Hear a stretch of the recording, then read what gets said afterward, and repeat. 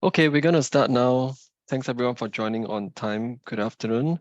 My name is JunLiang. I'm the senior trainer in the Amazon Seller Education team. So Sean will be joining us later, who will be assisting on any questions that you may have later. I'll be here as well to help to address any specific questions that you have during the end of the session. We will start now. All right, before we begin, do note that the recording will be shared on our YouTube playlist. So don't worry if you miss out any key points or concept. You can go back and watch the recording, which will usually be uploaded within the same week. All right, and then also do leave your question in the Q&A box.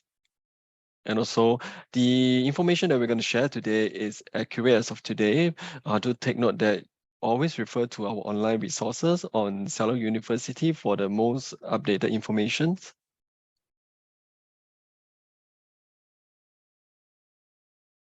These are just some important notice. I'll just leave it here for a few seconds for you to go through it. So the key point is probably the one underlined. Just have a read through.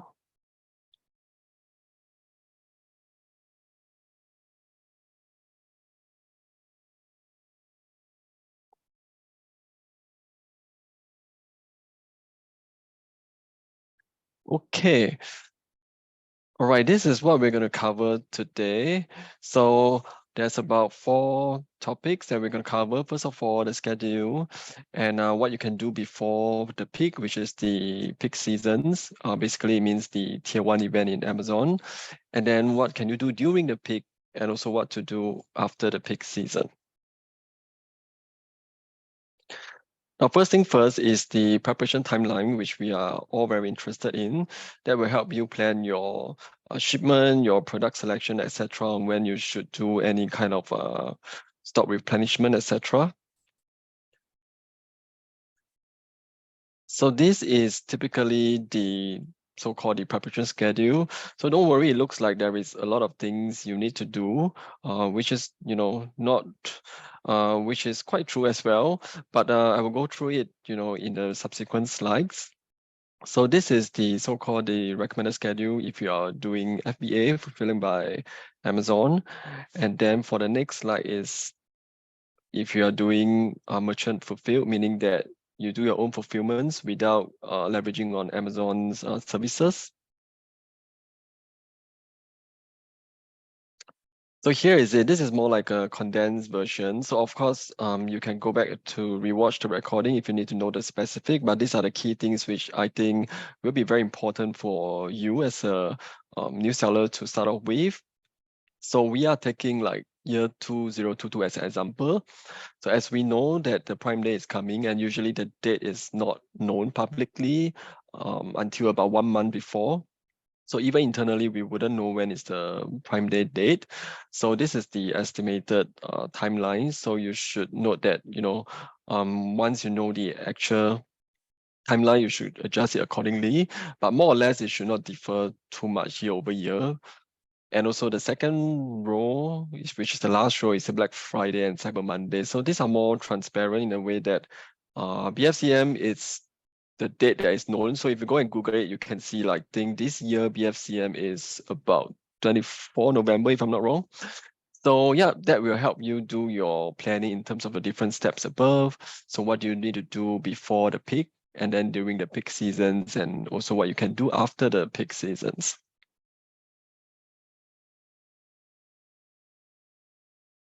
All right, so this is what you can do before. So before the peak season, right, there's a big part about selection preparation that you need to do, which is your production plan, meaning that your product, when it's being produced, so you have to make a scheduling plan, first of all. Things you need to do, consult with your supplier regarding your order in advance, ensure the supply of your good is there. And then next, you can also look at your previous peak season sales, if you have. If not, that's fine. So what it helps is to take into account what is your typical sales volume, so you know when or how much you should order in advance before the peak season. And then the third thing you should take note of is the timeline. because there is always a cutoff line for all the peak season that you have to ensure that your shipment arrive before on that date, so that you will be in time for you to run any promotions during the peak season. Right. So this is to share that there's something called the FBA New Selection Program. So it consists of tons of benefits that new seller can leverage on. So I won't go through in detail. The link is here, which I will share later as well. So the key benefits are you get free storage, or you get free removals as well, and also the C returns. It means that the customer return. So there are some benefits that they will absorb for you when you're enrolled in this new selection program. So the eligibility are stated on the second columns over here. All right, of course, you need to be enrolled in FBA, and you are a seller with no IPI score or more than 400. And then you have to have an ASIN, which is your product that is new to FBA, and it should be inbounded into the FC after March 1st, 2023. So in order to be eligible for this program this year, because every year the program will change by some bits and pieces. So to utilize this new benefit for 2023, these are the eligibility criteria. And last but not least, on the second row part, in order to enjoy the monthly rebates of 10% for your eligible ASIN, you need to also be registered into the Amazon brand registry and be identified as a brand owner.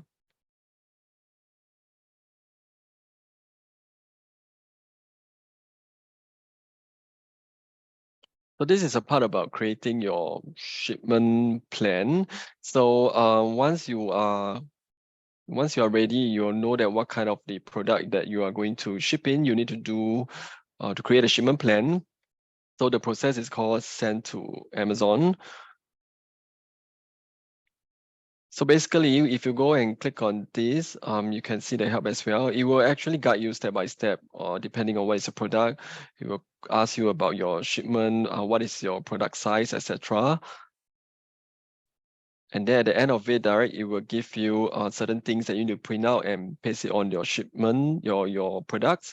And you also receive the address of the shipment that you need to send to. Is basically the Amazon Fulfillment Center address.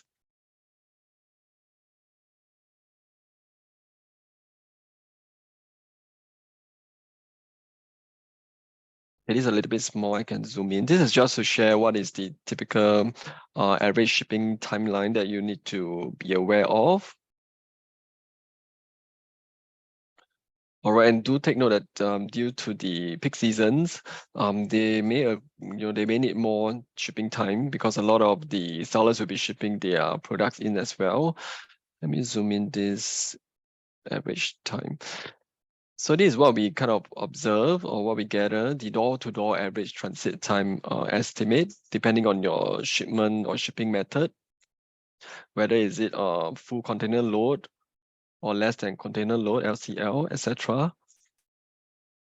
And then the typical days that it's going to reach the fulfillment center from the day that it was delivered using the different shipping method.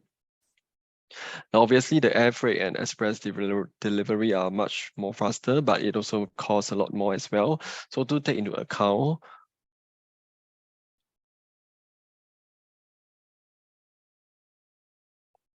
So over here, we have a short quick tip is that, recommend to schedule the shipment earlier by about at least 2 weeks or more, to prevent if there was any uncertainties that happen, or any natural disaster, or whatever happened on the way, so that you can factor in the delay, if any.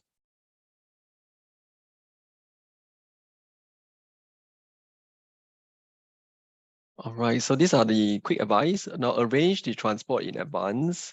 This is something you need to consult your carrier or the freight forwarder to understand what is the different process they have, etc., and their shipping rates, their timeline, etc. And then do this advanced reservation for inbound. So this is something that you need to set it up as well during your shipment creation. Try to use faster transportation method. Of course, like I said earlier on, depending on your if you have the access to do the express delivery, you can do so. If not, you need to factor a bit more time to make sure that your product reaches the fulfillment center on time.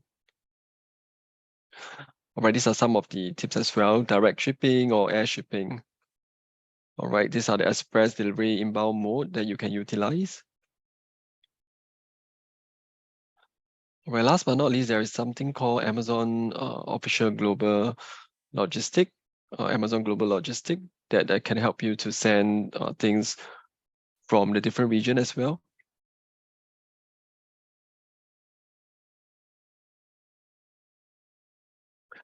All right, this is for, right now I'm talking MFN, Merchant Fulfilled Network. So this is when you want to do the fulfillment yourself.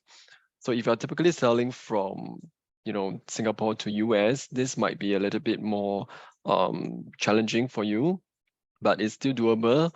But it may cost a little bit more. Let's say your item is it's fast moving, so every time you have to ship it by yourself, you actually take more time and more cost as well.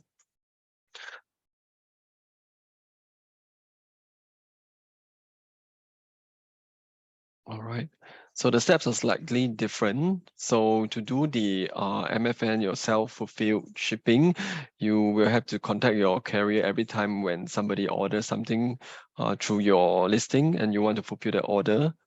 So instead of sending all your stocks to the Amazon fulfillment center, you might either find a way that you can store all your inventory, or you can, depending on your plans, how you're going to ship it over to the buyer who buys the product. That may actually take some time as well.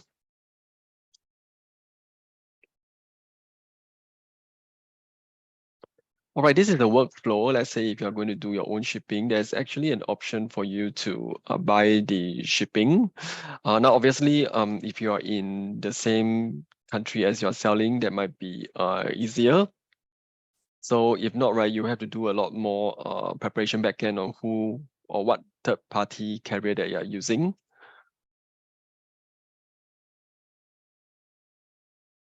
Right. So again, this might actually end up a little bit more cost depending on what item you are actually selling. So what I actually understand is that if you're selling really bulky, big items, I think it's actually more cost saving if you were to use MFN, assuming that each of your item is too big to be stored in the fulfillment center. It might be a little bit more cost effective.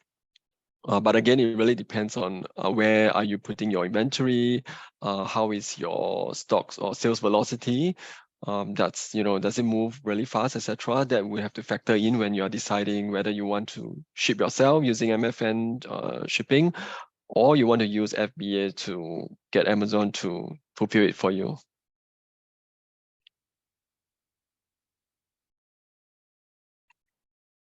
This is also for MFN, so there is a feature in there that is called SSA, shipping setting automation. So this actually just means that instead of, in the past, you might need to understand the shipping fulfillment duration yourself. But right now, there is this feature that is launched. So meaning that they will help you to create, or rather to calculate dynamically based on the carrier you selected and based on where you're shipping the item out.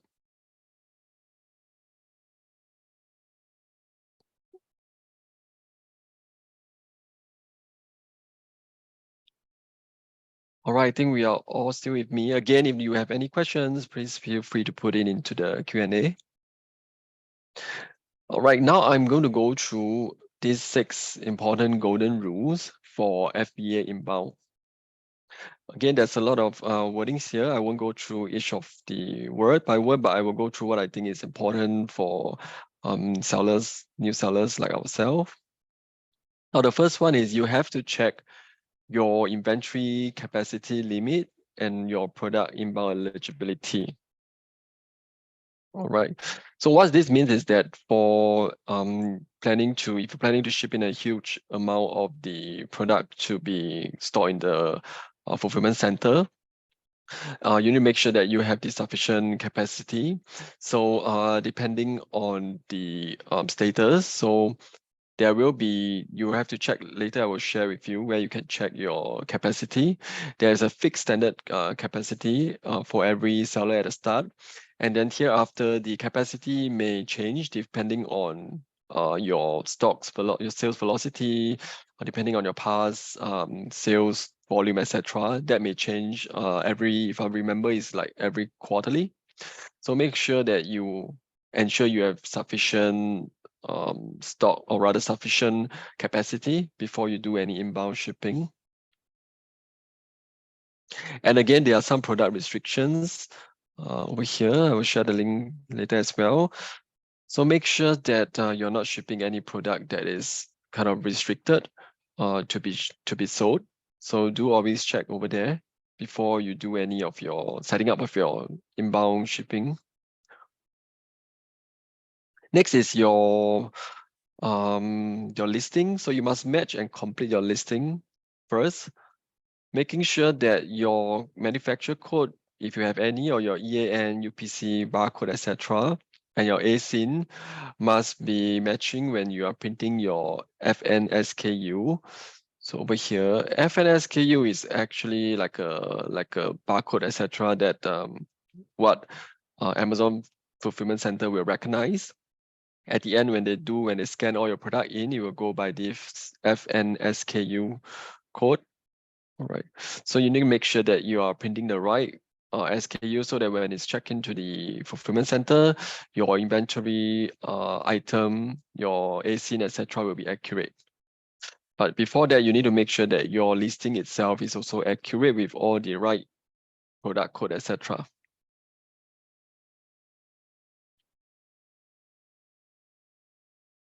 So the third rule, so this is really more about how you should pack your product properly or diligently. So just take a look at the right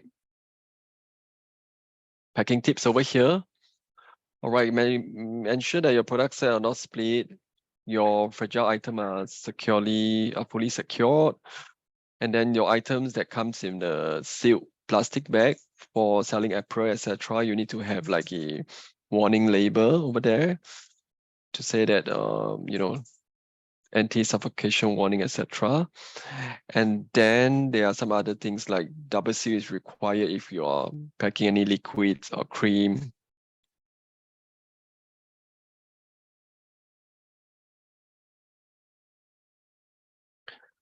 Step 2 of this rule number 3 is that make sure your products are packed well. I'm going to zoom in. You can see these are some of the actual image that we got from the fulfillment center. So product that is not packed properly, this is how you end up. It will be crumpled down like this. Is dangerous. And then with all the thing messed up, it will take a lot more time, or even not possible to check in your products into the fulfillment center, or even the boxes are broken, etc.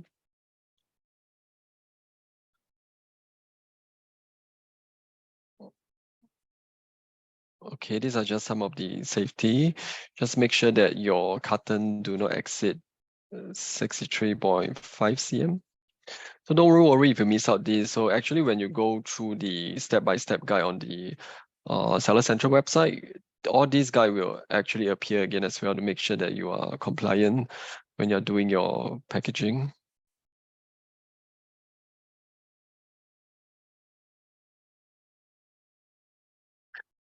So this is the packaging material requirement. These are the recommended one. You should use the bubble wrap packaging, and all these inflatable air cushion, etc. Right. So your supplier should ideally be aware of what are the packing material that they should be included in. And then do not use the one on the right side. These are the not recommended one, like foam strip, shredded paper, etc. This one won't be, your item won't be really well protected. Right. And take note that your carton cannot be tied up with packing straps, elastic band, or tape plus packing strap. and nylon fiber tips cannot be used. All right. Second part to be aware of, if there are some issues like these, to take note, right? The cutter may be declined if there is like deformation, when it's damaged, cracked, or dirty, or the color somehow faded. Not sure, is it because it's got into some water or something that is faded, so they won't be accepted as well if the product is exposed or the bag is broken or torn.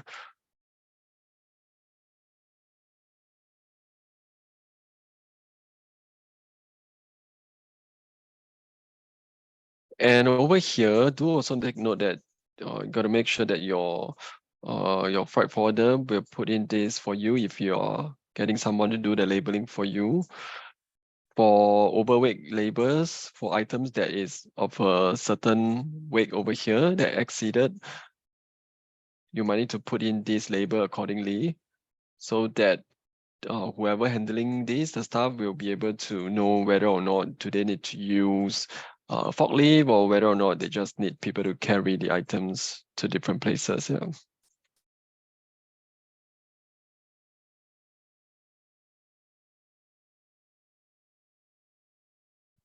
There are some quick tips at the end on this here. Now, to know whether you're packing correctly, right? Try to shake it gently after packing the carton. Alright, if there's no movement in the carton, etc., you mean that your box is qualified. Right.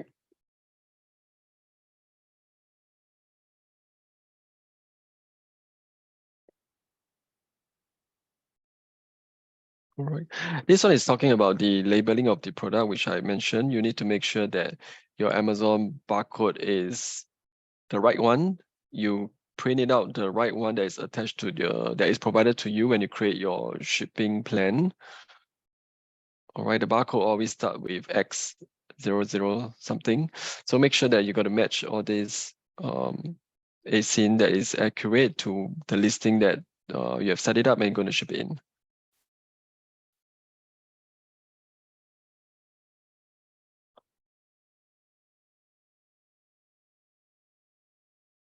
Okay, this is just showing you some of the bad practices, missing label or mislabel it, etc.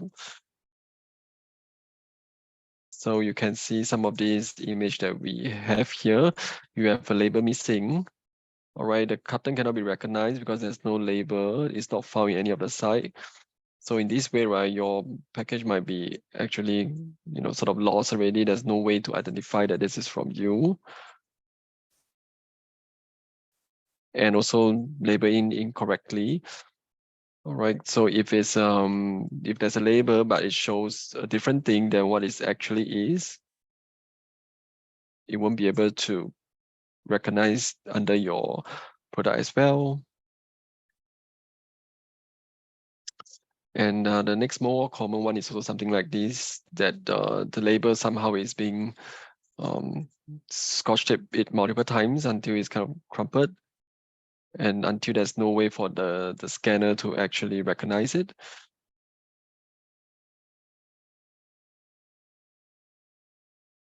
All right. Lastly, this is the correct demonstration. This is an ideal way, of course, to tape up your box correctly and put the label, and then do not put the label at the very edge or the seams of it.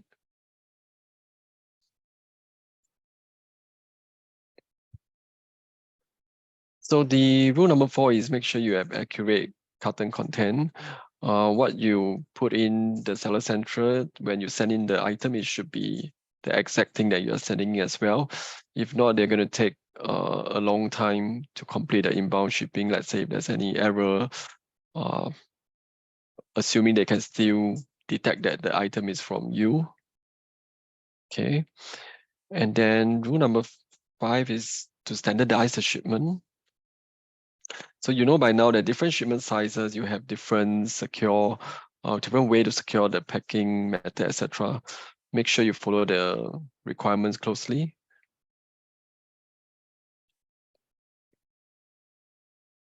And lastly, of course, you choose a reliable carrier for sending your goods in. The last one is basically to tell you need to fill in the carrier name and tracking information correctly and timely, so that Amazon, that on their end, they can also make sure that it's the correct shipment that's coming into the fulfillment center.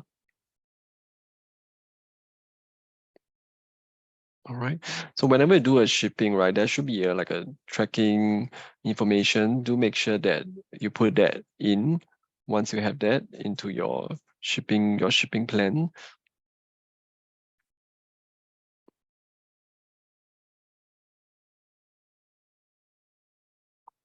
All right, going to do a very short recap. If you all still remember, what are the 6 golden rules?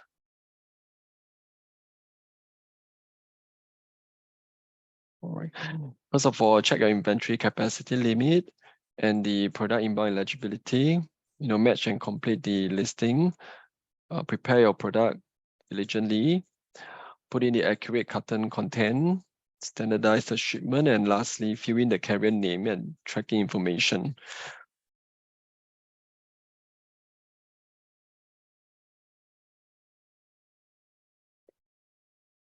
Okay, next we'll move on to during the peak season. All right, this is about your FBA inventory management. So there is a report inside called the Inventory Health Report. So over there, right, there is some, there are like 3 data points that we'll use to calculate your weeks of cover. So basically, weeks of cover is just an indicator to say that, how much your current inventory can cover you until you ran out of inventory. So again, this is based on calculated based on your on-hand inventory plus your inbound quantity divided by average weekly sales.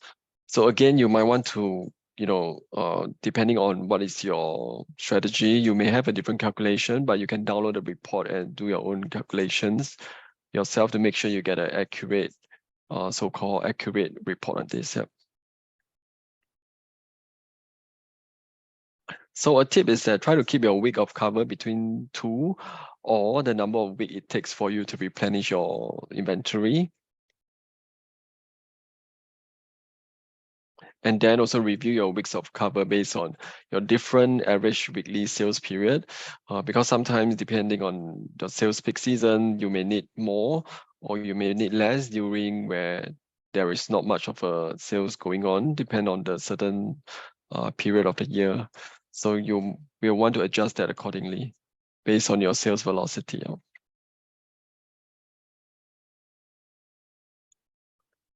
Okay, this is where I was talking earlier on your capacity monitor. All right, so on the capacity monitor is usually at the bottom when you go into your inventory performance dashboard. There's like a drop down at the bottom of a page where you can see how much inventory that, how much capacity that you have for your FBA inbound inventory.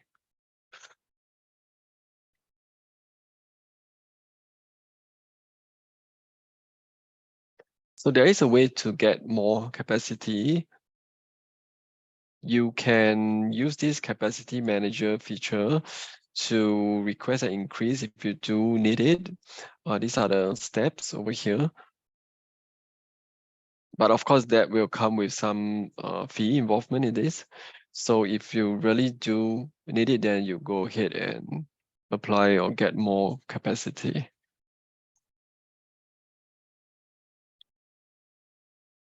So one thing to share is that there is this thing called FBA Small and Light program. This is for certain product that seller is selling. They are lighter or smaller volume. Things like jewelry, phone cases, data cables, etc. that you see over here. So this can help you save in terms of your FBA fulfillment fees. So if you do, have product that you're selling, which is under this category, do remember and apply for this small and light program to reduce your fulfillment costs. These are just some example over here on the right side. What are the selection? What are the product selection that will be eligible for this small and light program?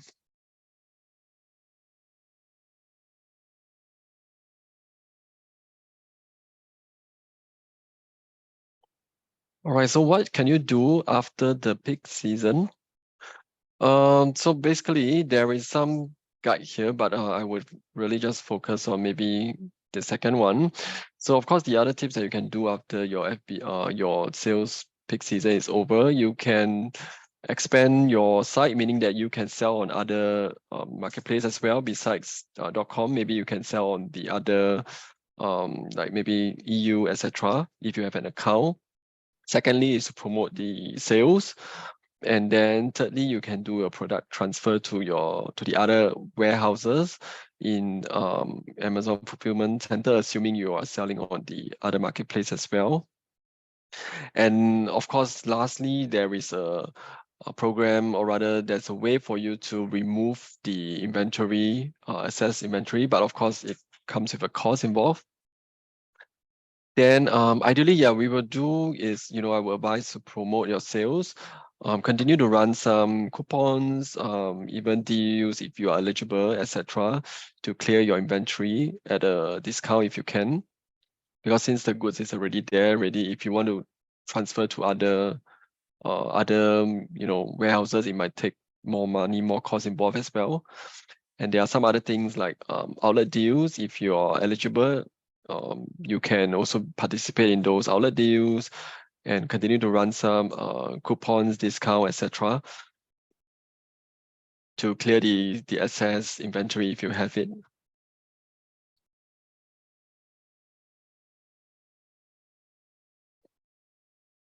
And of course, as usual with all e-commerce, there will always be some returns.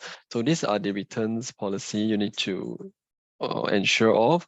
Of course, this is for MFN only if you are fulfilling it yourself. For those FBA fulfilled product, right, it's all managed by Amazon, so you don't have to take care of it. But if you are fulfilling your own product, you need to make sure that you are following the MFN return policy over here.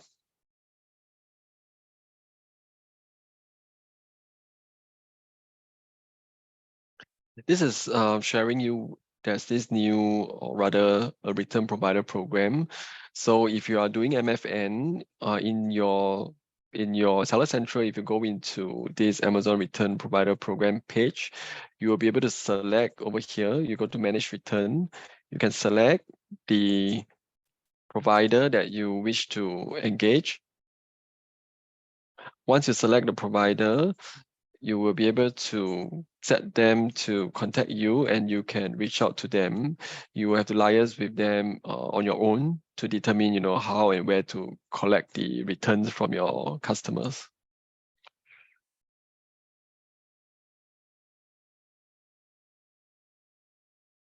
All right, I'm almost to the end already. So there are some FAQ which I usually see that is appearing. So first of all,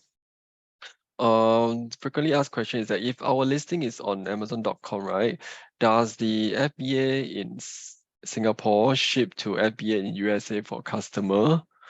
So the answer is no. But if you want to sell internationally, right, you can enroll in this thing called FBA Export Program. However, your inventory is stored in the North America Fulfillment Center. So to make it clear, right, yeah, you can't, store your inventory in Singapore, Amazon Singapore, even though there's fulfillment center in Singapore. So all your items that you're selling on .com, you will have to ship it to the fulfillment center in the .com. So for FBA, right, is there a minimum weight or quantity requirement? So there is no minimum, but usually if it's more than 30 kg per product, right, it's not recommended.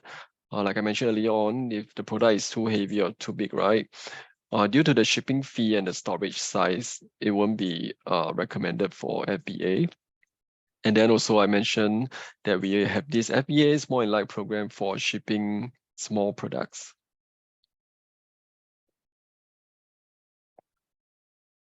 Right, some other FAQ. Now, if we use FBA, is there any chance the product is returned and what is the reason for it? So again, this one depends on what kind of return. Customer return or whether shipment is rejected.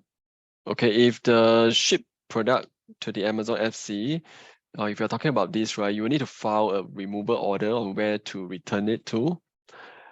Okay, if it's about international return, you will have to engage your own shipping provider that the Amazon can ship to, and from then on, you will have to arrange yourself with that provider how it can be shipped to whichever you want your returns to be shipped to. All right, now if it's a customer return, and since you're with FBA, right, it will be handled by Amazon. And the return reason, you can see that in the Seller Central directly.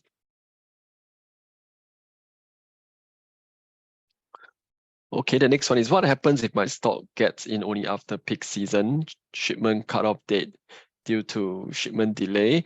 Does that mean I can't run peak season promotion?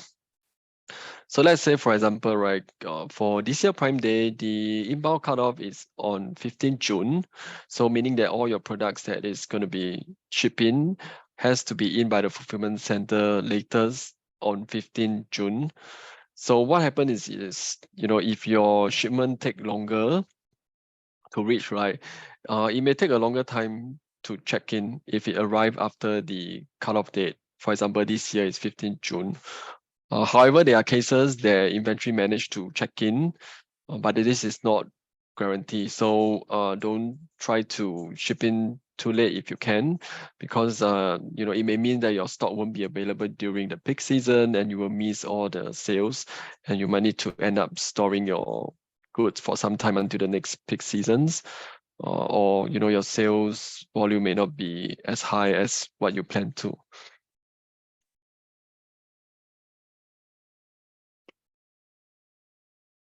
Okay, now I want to address the question that I got from the registrant today. So one of the question is, we'd like to find out regarding the FBA labeling process and also the FDA requirement for beauty items. So I believe we went through roughly a quick guide earlier on of the labeling process. So more detailed guide can be found on the first link here. Right. And then regarding the FDA requirements, right? Now there's a link over here that shows the requirement for the different selection category. Now I'm going to assume that it's under health and personal care. And then certain subcategory require approval. So you will be informed, or you will appear in the listing page if any of your item you're going to list needed to be approved with additional maybe certifications or etc. All right. So these are not usually known like on the website, because sometimes the requirements will change for different category from time to time. So the most updated information will be when you're listing at that time, it will show up during the process that you will need certain extra paperwork, etc., to be able to sell the category.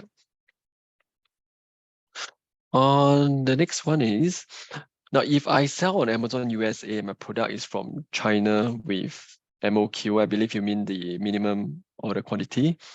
Do I send all my product to US or in batches? So when you create your shipping plan, right? You will be, or rather you have to put in the information, the accurate information, like how much quantity, what is the size, etc. And after that, the send to Amazon process, Amazon will show you which is the fulfillment center designated to you. This is something that nobody can control. It's based on the backend data, how they determine whether there's capacity, etc. All right, so if applicable, right, it will also show you the number of shipments that you will have to ship it in. So like you say, you can't really, there's no way to decide if you're going to create one single shipment plan. There's no way to decide how many shipment it will speed up, depending on the inputs that you put in. But however, if you do want to ship in batches, depending on your strategy, you can choose to ship in different batches. It means that you have to create different shipping plans if you want to ship in batches. All right. And of course, I know as MOQ, there might be some limitation. You can't really reduce the number of quantity. Then that will really depends on your strategy. How do you plan to do it? But if you can, you can split it up in different batches separately. And then do also note that the fulfillment center is not like a storage warehouse, because if you store the product there for too long, there's actually a long-term storage cost. And then if you end up there's no demand for your product, assuming that it's going to stay there for some time and you don't want to incur any more costs, you might need to remove it, and that will have a removal fee as well. All right, so I share a link here that I will share later on as well. So yeah, do take note if you are starting out, try to send in as little as you can to kind of test out the demand.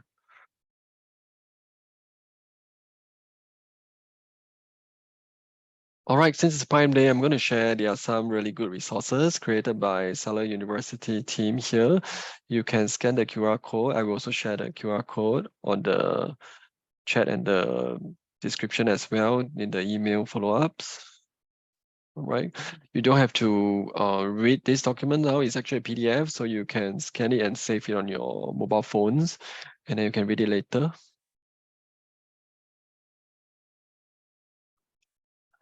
All right, and there are a lot more information. If you want to do some self-learning, you can go to Seller University in Seller Central. This is where you can find it on the Learn navigation on the most bottom one, and you go to Seller University. All right, and in there, if you were to start on any topic, it will help to keep track on your learning progress as well, on which are the topics that you have viewed it halfway through, etc. Okay, so we will have some time for Q&A right now. Is there any questions from anyone? These are the upcoming webinar. So meanwhile, while you're typing in your question, I can share a poll that, to help us understand and improve. Just give me some of your time to do a survey. It's totally anonymous. I won't be sharing the data here. It's just for our internal training purposes. So if you can help me fill it up, that would be really great. Thank you.